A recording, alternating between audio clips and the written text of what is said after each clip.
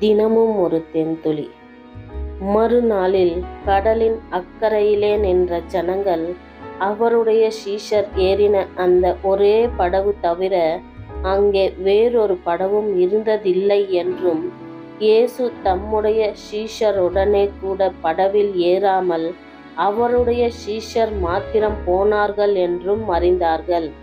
கர்த்தர் ஸ்தோத்திரம் செய்த பின்பு அவர்கள் அப்பம் சாப்பிட்ட இடத்திற்கு சமீபமாய் திபேரியாவில் இருந்து வேறே படகுகள் வந்தது.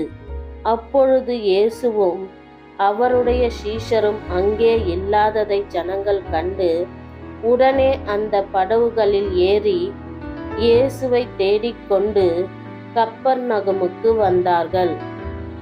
கடலின் அக்கரையிலே அவர்கள் அவரை கண்டபோது, ரபி, நீர் எப்பொழுது இவ்விடம் வந்தீர் என்று கேட்டார்கள்.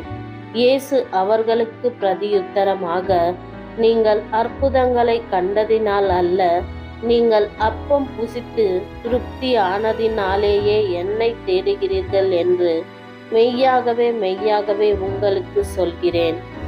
அழிந்து போகிற போஜனத்திற்காக அல்ல, நித்திய ஜீவன் வரைக்கும் நிலைத்திருக்கிற போஜனத்திற்காகவே கிரியையை நடப்பியுங்கள்.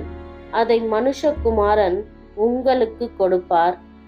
அவரை பிதாவாகிய தேவன் முத்திரித்திருக்கிறார் என்றார். அப்பொழுது அவர்கள் அவரை நோக்கி, தேவனுக்கேற்ற கிரியைகளை நடப்பிக்கும்படி நாங்கள் என்ன செய்ய வேண்டும் என்றார்கள்.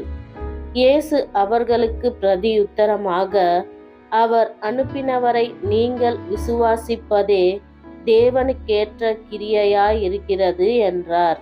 ஆமேன்.